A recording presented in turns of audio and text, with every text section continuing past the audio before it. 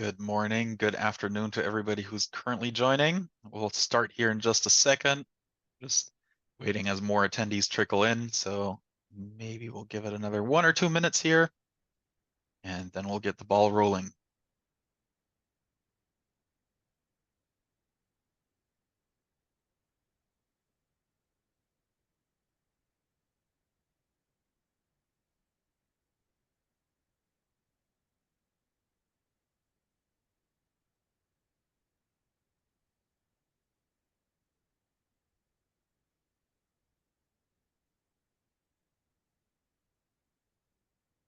More people hopping on here.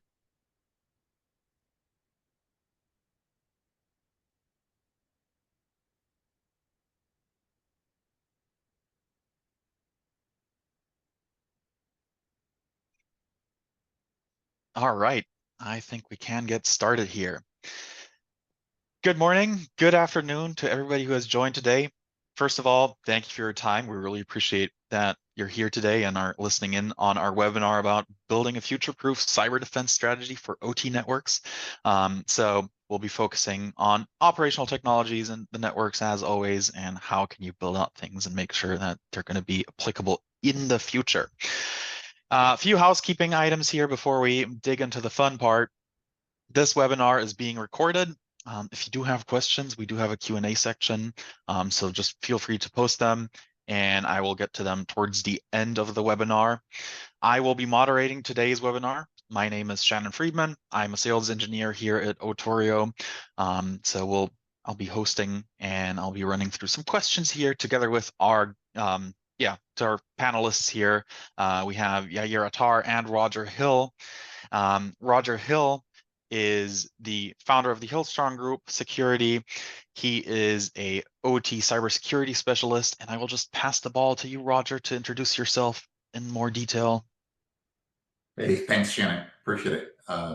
Good morning, good afternoon, good evening, everyone. So my name is Roger Hill.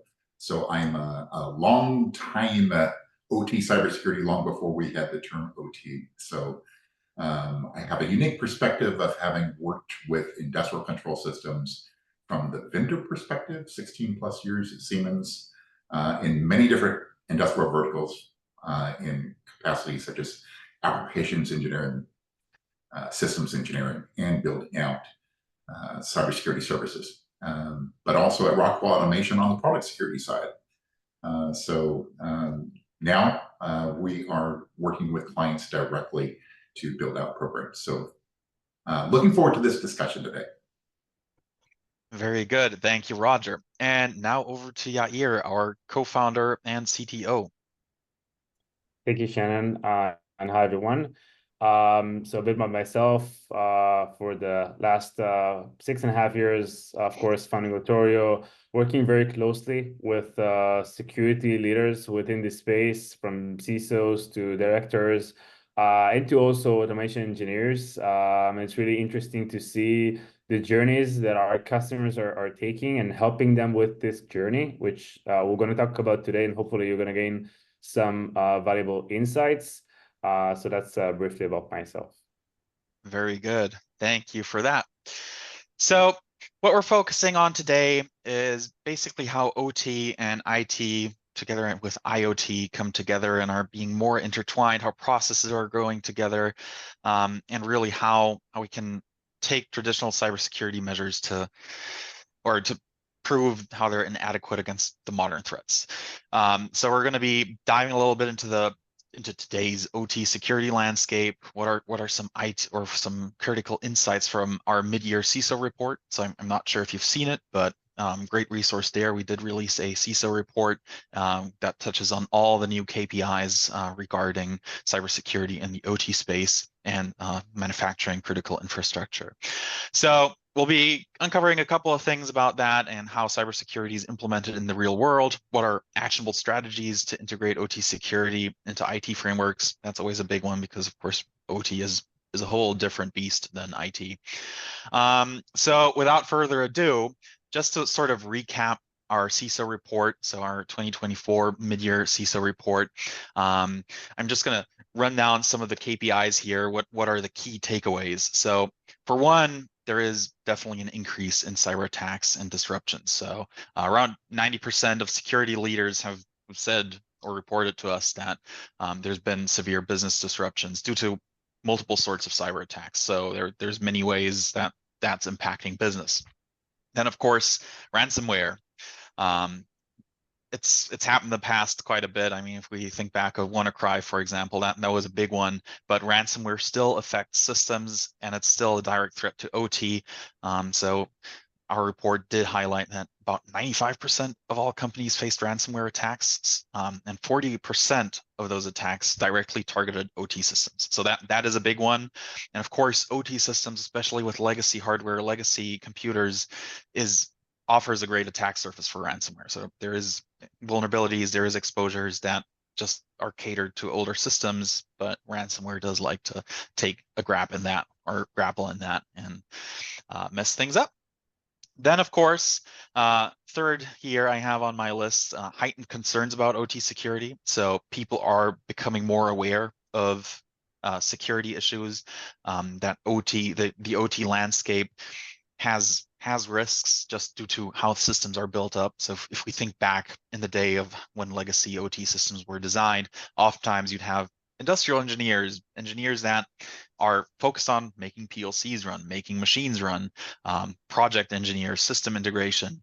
And of course, their mission is to make things work, to keep things running, which is, of course, a big task in itself, but you do not always think of network segregation. So at the end of the day, you'll often see flat networks, because if everything can talk to each other, then of course you're in a good spot because it will work for sure.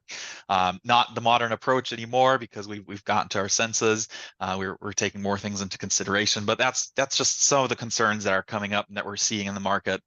And then, of course, moving forward, we do see more security budgets. So OT security budgets, almost all the companies are increasing their OT security budgets. There's multiple reasons for that. For one, IT is getting more and more visibility into OT and more responsibility over OT. But in other cases, of course, it is a change in restrictions, a change in compliance settings, new security frameworks such as NERC-CIP coming up, and those are pushing companies to take things or to create actionable items as well. Then we do see more collaboration between IT and OT, so that's always good, because usually back in the day there used to be some friction just because there was different targets that had to be met, but nowadays we're seeing that there's more cooperation, because if there is good security on the OT side coming in from the IT side, then of course we reduce downtime. The OEE goes up, everybody's happy. That's what we all like, especially in manufacturing critical infrastructure.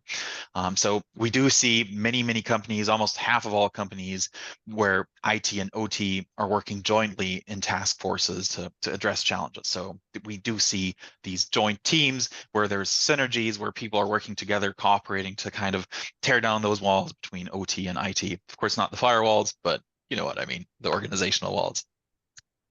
And then, of course, the shift towards proactive security. So with people being more concerned, more on top of things in OT, we're seeing not just reactive security, but also proactive security. So implementing new systems, implementing new solutions, and then of course bringing in mitigation strategies to make sure that vulnerabilities are under control. Then, of course, one thing we do see, which is surprising, because I'm talking about how people are coming to terms and taking action, and how it's on top of people's mind. But we did find, and this is my last point actually, gaps in cybersecurity coverage. So cybersecurity insurance coverage, sorry.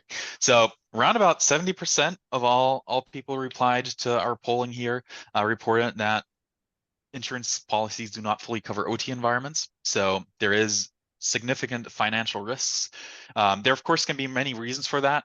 Maybe a cyber insurance company will not cover an OT environment where we have Windows XP systems running, for example, and it's hard to phase them out depending on what hardware you're using. But still, the OT environment is the most critical part for making money, because it is our productions. It might be safety relevant, and of course, it's surprising to see that although all the OT security is coming to the top of mind and people are becoming more reactive or proactive about it rather than reactive, we do see this 70% lack in cybersecurity insurance coverage. So one thing to highlight there, I guess, because that really does not fit into the full picture here. So that's the big points I wanted to cover before we move into some questions here, just to start to set the stage. So again, we're seeing more attacks. We're seeing a lot of ransomware, surprisingly. More and more concerns about OT security, so it's coming to people's minds, more budgets, which is nice, and then of course collaboration with IT and OT, but the lack of insurance. So that strikes me as a little odd, but we'll highlight that here with our panelists today. So first and foremost, I'll post this question to you, Yair and Roger. What do you think are the most significant trends and challenges in today's OT security landscape? So I think that let me start with a few insights of what we're seeing today and what I'm seeing specifically, right? I think first of all, we're definitely in a better place than we were a few years ago. The market has matured. I think there's a clear understanding already that this needs to be addressed. It is still considered as the new child of IT security that now needs attention and resources. So it's sometimes hard to do that, but we're definitely, as you said, Shannon, we're seeing increase in those budgets because of the meaning of what it means to the organization, right? From productivity, and this is the main revenue stream. It's also something interesting. We're starting to see more and more CISOs nominating OT security leaders within their team. Sometimes if it's going to be someone from the OT that understand the networks, that understand also the language, the culture of the people on site, that will be able to connect to some extent and have better relationship and start doing this better relationship between IT and OT, which is a great thing that because this is required for success. What we're also seeing is that, which is really interesting, I think that for a very long time, because of the mindset of it works, don't touch, and everyone are afraid of touching the environment, there was a lot of focus on monitoring and detection. And what we're starting to see is a shift towards organizations that understand that they need to do things proactively. And just having a tool to sit there and monitor is not just enough. We actually recently saw 2 specific use cases that they have a monitoring solution, but they were still hit by a ransomware. So it started to create some understanding that, I mean, even just the tool by itself, it's not sufficient, right? You need to start building the processes around that, what you're going to do with it. But I'm happy to see that those are changing, and there is this shift of mindset of what can I actually do today to protect my environment better.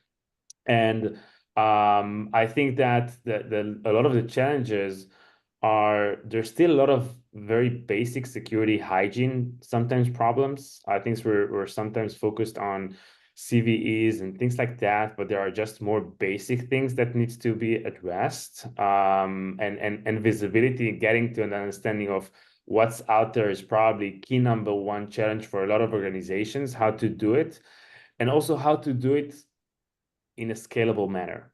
One of the things we're really seeing a lot of companies struggling, especially large enterprises with many sites, how do you deploy? So thinking about the full total cost of ownership.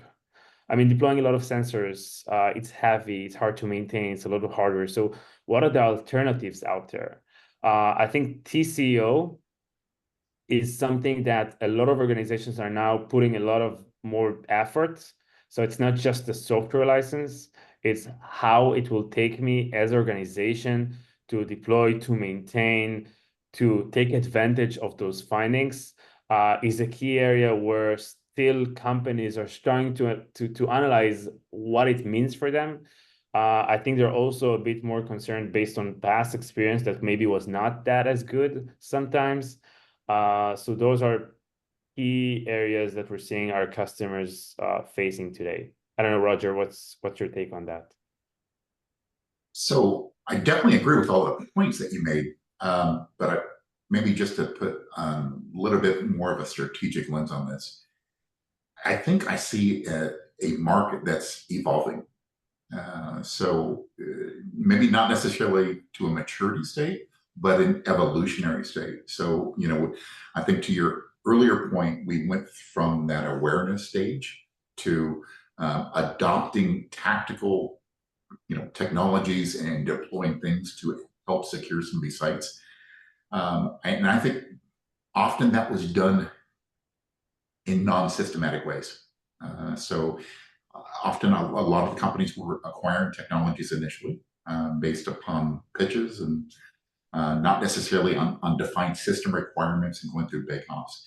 And what was really challenging is a lot of these technologies weren't deployed correctly. And so they're not realizing their value. So what that has resulted in is, I think, a little bit more pressure from the board to have a more mature processes that you do see on IT in terms of initiatives and milestones and defining success. Combine that with some of the budgetary and economic issues that we see, there's more constraints on those budgets. So I think it shifts how we're moving from a tactical perspective to more of a program. How do we integrate the information that's required from all of our sites across the globe with different regulatory environments in different regions, and roll this up into our enterprise and report this to senior leadership, to the board? That is where we're evolving into more of a program.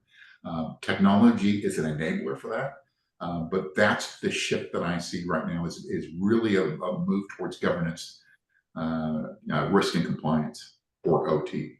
It's time to grow up. I like that reply, Roger. And so you're talking big picture here. So that, of course, is relevant to CISOs. So what, to me now, comes to mind, how can CISOs actually make that big picture actionable, and what are steps they can take to really strengthen their OT network security posture? So what can they do? So I think number one, it's cross-functional teams. It takes a village. It really does. So if you haven't already built cross-functional teams that bring together the different security disciplines and domains from the IT side, but also on the operations side from process controls engineers, control systems engineers, in operations, you really do need these advisory boards to solve some of these problems. Having said that, this is maybe the starting point. But then next, it's understanding in this IT OT collaboration what is being deployed at the plant level. So, for example, if it's some process facilities, you might have IEC 62443 3-3 really being the standard that's being driven maybe over in especially Europe and some of the regulatory environments of NIST 2. The question becomes, how do we actually integrate this with the CSF that we're measuring and reporting risk? I think the sweet spot there is the idea of developing organizational profiles for OT, for CSF, that you can integrate regardless whether it's NIST 2, IEC 62443, or NIST 882, whatever is being done at the plant level. It's important to integrate this in a centralized fashion, but having decentralized control. That's kind of the sweet spot, if you will. What do you think, Yair? Yeah, so I definitely agree from a governance perspective, and I would even add that in those specific type of environments, it's going to be something like global governance, but still with regional adjustments. I just recently had some discussions with a company we're working with, and they were struggling even internally. For example, we saw that the team on site was afraid to connect the system because they knew that immediately there will be things popping up that will put them in bad light. And we start seeing this resistance. And this is where I think for the security leaders, I would say, take it with the approach of endorsement and embracement, and not from a way of this is what needs to be done and you're going to do it, because then you're going to have more resistance from the sides, but rather for we're taking this journey together and I want to help you, and I understand that things haven't been done like this in the past. That's okay. First, let's understand where we are, and then together, let's understand where we want to be. And I think this is a key element. And also, I would say probably priority number one when you start a project and address the OT security journey, define what I call key objectives that are measurable. One of the things that I saw very successfully that helps to either boost a project or make it a failure, if you don't define at the beginning of the project what are reasonable key objectives and how you're going to measure them along the way, then all of a sudden things are being scrambled and you don't know, is it successful? Is it not successful? Are we where we want to be? And on the contrary, when you do set them and you also share with the organization, this is what we achieved in milestone number one, what we set to do. This is what we achieved in milestone number two, what we set to do, creates confidence, creates more understanding that things are progressing as they should. And I really saw how it helps CISOs take even more endorsement from their leaders, more attention, more resources, even sometimes, because they're showing they're successful and they're showing a progress, which is something that's very, very meaningful. Interesting. So a few things I'm hearing out here is that, of course, the strategy that everybody should be striving for is to have a central approach with localized controls in place. But a couple of the challenges I'm hearing out here between the lines are cultural. So making sure that all the stakeholders are on the same page and kind of make sure that everybody understands that things as they have been running are maybe not adequate anymore. And then of course, knowledgeable personnel. So making sure that people are kind of up to date and understand where things are going. So with that said, what do you think common pitfalls are within organizations when they're looking at implementing OT security, and how can they be avoided? I'll just leave one of you to pick that Mind one if I up. jump in there, Yair? Yeah, go ahead. I think one of the things that I see early on is not obtaining executive leadership alignment and support. You know, this isn't just a matter of involving all the stakeholders, because what you're dealing with are completely different silos of an organization. You know, if you think about all of the manufacturing sites, processing sites, distribution centers, that typically all falls under the operations, ultimately reporting up through the COO, right?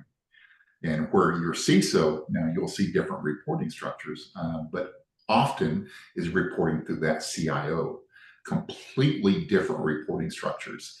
And what has to happen is an alignment of the mission.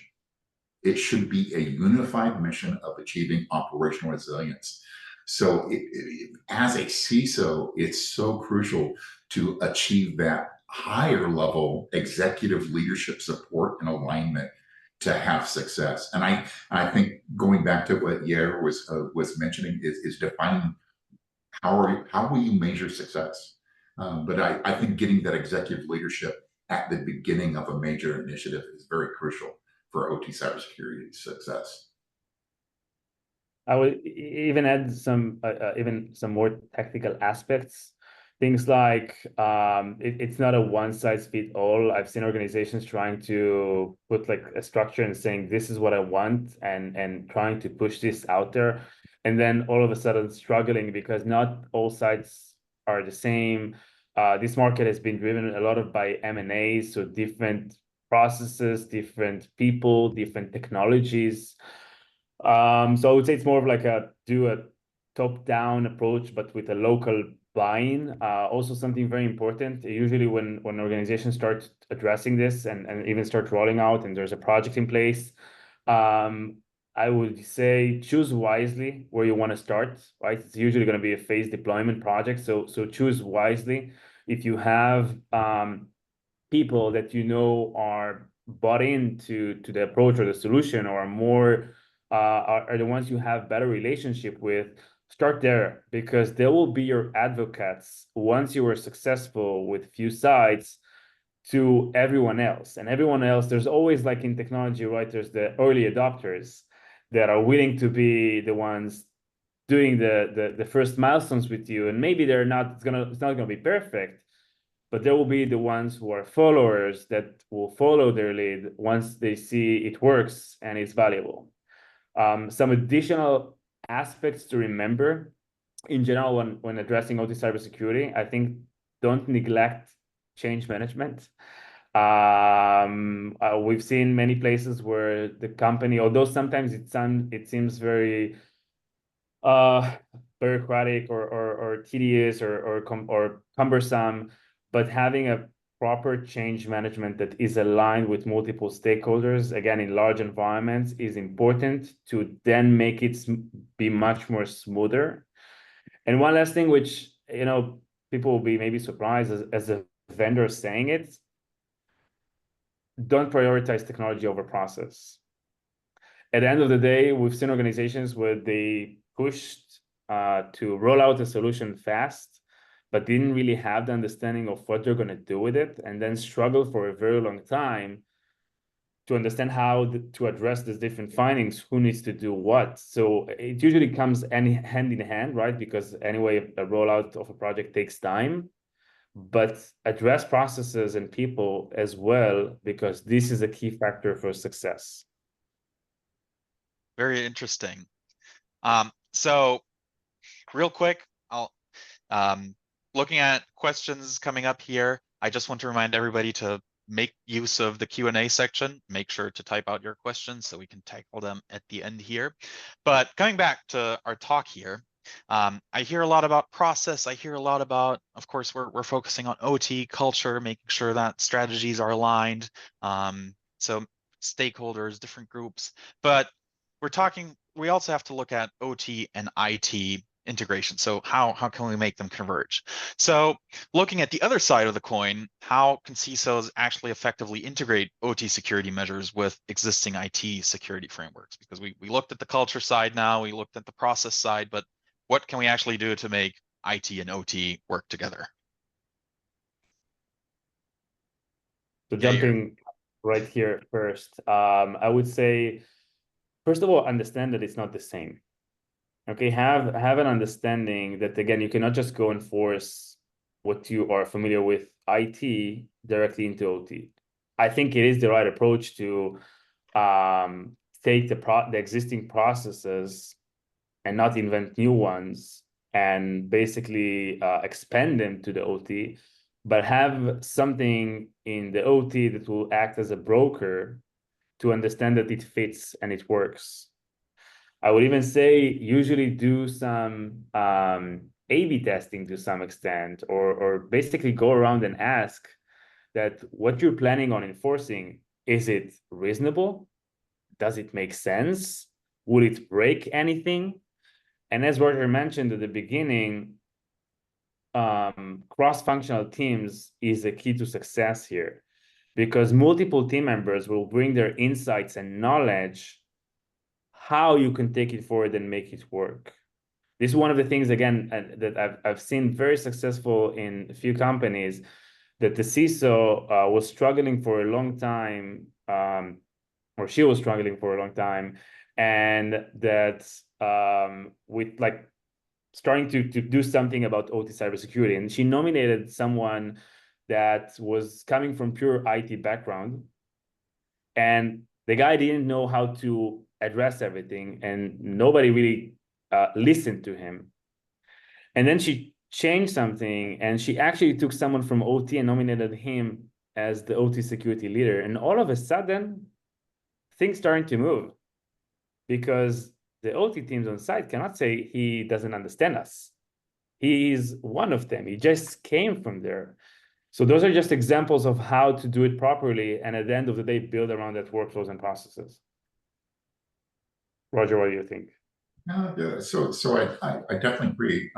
If I were to boil it down to some very tactical steps, I think absolutely the cross-functional teams, that's crucial. Depending on where you are within your journey, I think that it's understanding maybe at the organization level, that OT cybersecurity program, where are you today from a maturity perspective? Maturity is a great measurement at the organization level, right? Understand that versus your targets. Start with that strategic roadmap. That's the plan you're going to execute against. Then it's that cross-functional team to build that out and define that mission. And I think what's really important is to define what is the framework. That's one of the things I probably would recommend in a prescriptive fashion for any organization that has 10 or more sites, is define your own framework. There are plenty of, so for example, you can adopt IEC 62443 3-3, there's NIST 882, there's lots of resources to draw from.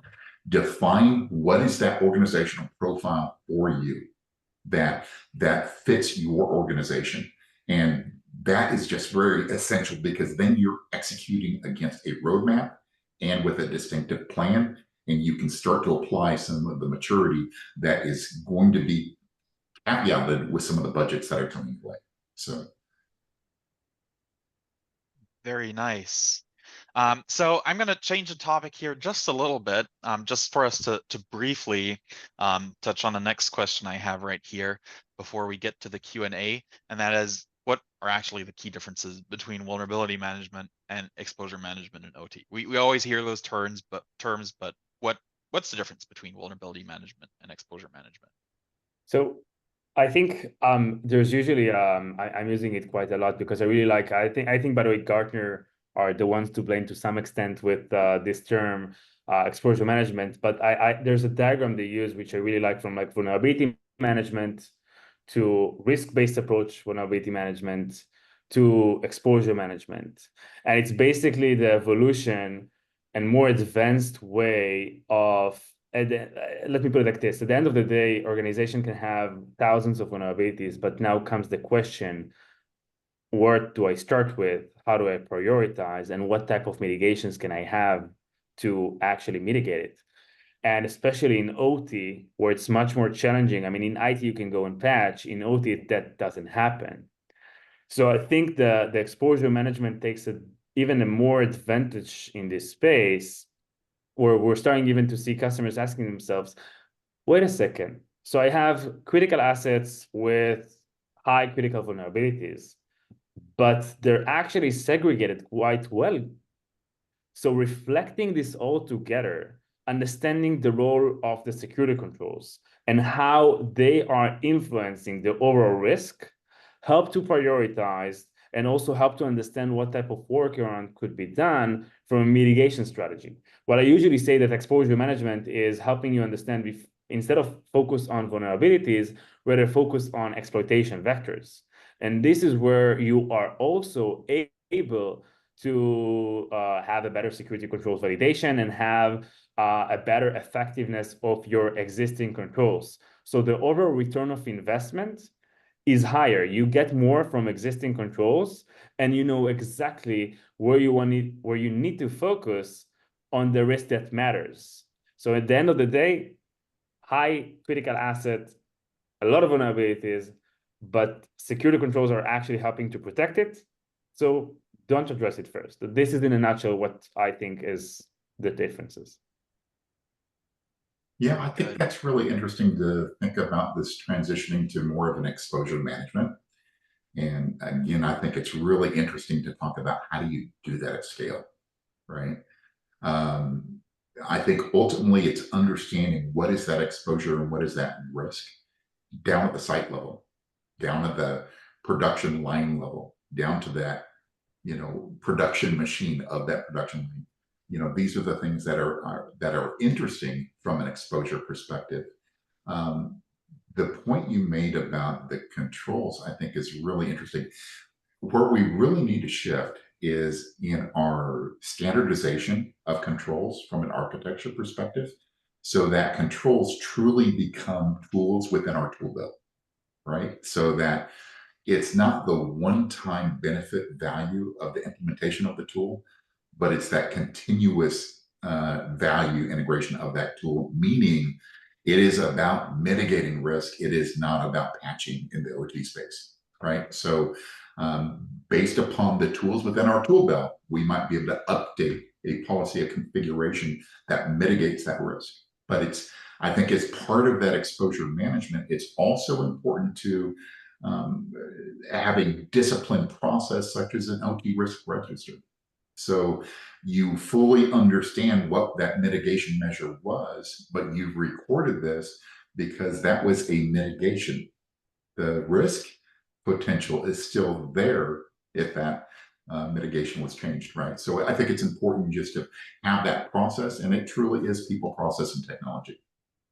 Awesome. Well, thank you for that insight.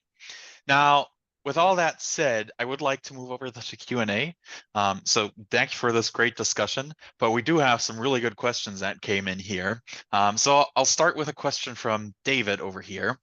How do you recommend the CISO manage third parties connecting to the OT network to ensure a known minimum security posture? So this is all about remote access within the frameworks we just discussed. Who wants to take this one?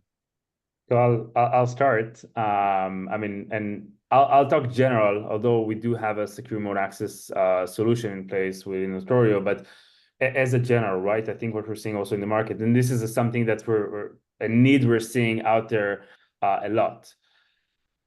There are a lot of tools for that, by the way, that allows remote access to be done securely, which allows the security team to have the governance to understand who connects when, where, how, having the audit logs, having the recordings, but also, by the way, provide the site people the autonomy, right? What we also hear sometimes, organizations trying to use IT security remote access solutions, they need a lot of approvals with the IT to approve to some IT assets or jump boxes, whatever, which is cumbersome for them because sometimes they need remote maintenance or support right now for something that's happening.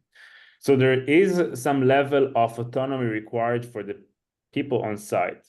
But again, having a secure remote access in place, usually for large enterprises, I would recommend having their own to act as this governance entry point that will allow you to monitor and understand exactly who connects to your critical networks, and also not just, by the way, third parties, also internal employees.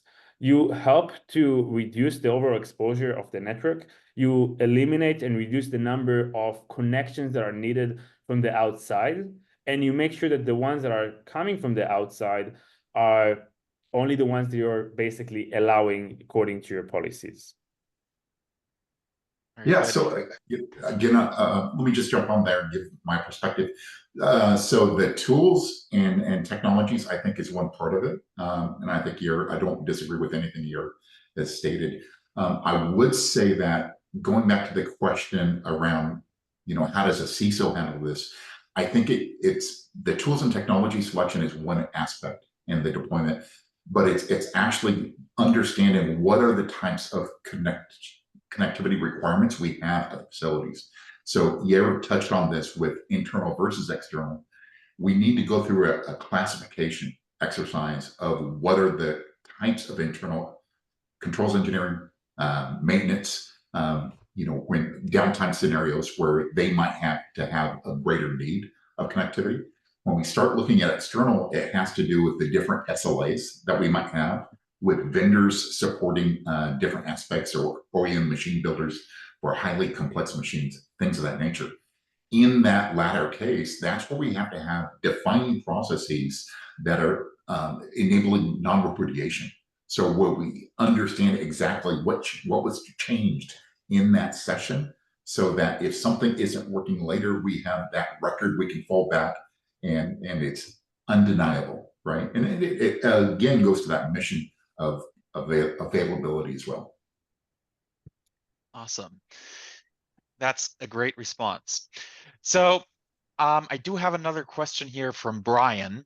What trends do you see for IT/OT convergence around security offerings like incident response retainers, incident response plans, and exercises? So, Roger, why don't you speak to that one? Yeah, so I think here's my crystal ball, Brian. So I think you're going to start seeing more IR OT specific retainers being offered.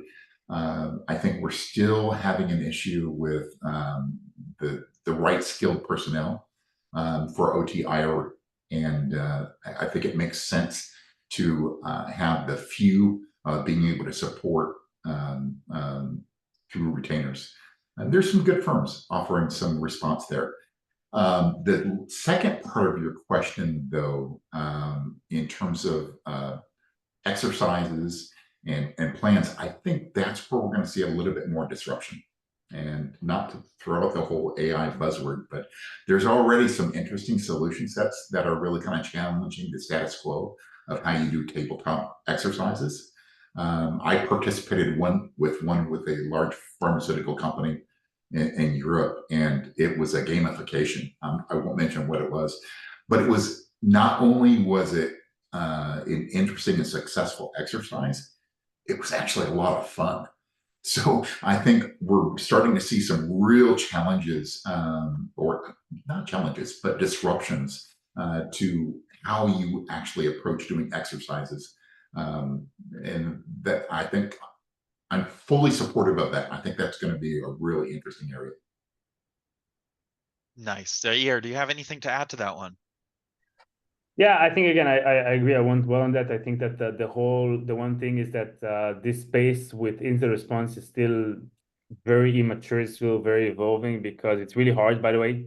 Right? I mean, at the end of the day, think about it. Security analysts sit somewhere in the SOC, and now he sees something. What will he do about it? He needs to reach to the sites. So, and the site are always busy with other things. So this relationship of what needs to be done with each alert, etc. I think it's still, those playbooks are still something that a lot of companies we're seeing struggling with. It's not easy doing instant response in those specific environments. But this is something that I'm sure will evolve because there is a need in the market. There's not enough companies that are able to do it themselves, definitely. Awesome. So moving to the next question here, we do have one from Dominic, and I love the questions that are coming in. This is great. This one's actually really interesting because it goes into the actual manufacturing process, into the actual process of what is happening within the devices, what is happening in the real world, sensors and actuators. So how do you deal with the concept of inherent trust in regards to process data? How do you verify the integrity? That's a really good one. That kind of goes beyond just the exposure management, I feel like. Who wants to take that one? So I'll go ahead and take that. So honestly, this is going to be a little bit more of a theoretical versus operational realism. If you look at some of the protocols that are coming out now, CISO Security as one. I think one of the more interesting aspects of CISO Security isn't necessarily the confidentiality, but it's the integrity that's provided. So I would say that when you're looking at some of the more secure industrial protocols that are emerging, they're providing the capability of offering integrity. The challenge I have with this, though, is this is a great exercise for a discussion around integrity of process data. But the reality is when we're dealing with our 10 to 20-year-old process systems, we have the legacy data to worry about. So that's where I think you have to look at taking a measured approach of, you can't necessarily look at a complete zero trust architecture, but you have to go with the old school trust but verify. So by segmenting your control system layer and defining those zones, define that as zones of trust and create those secure enclaves. I think we still have to define some of those stopgap measures until we get to that end state of having the integrity capabilities built within the protocols and as an engineering tool. Interesting. A whole different approach. So I'm going to add to that as well.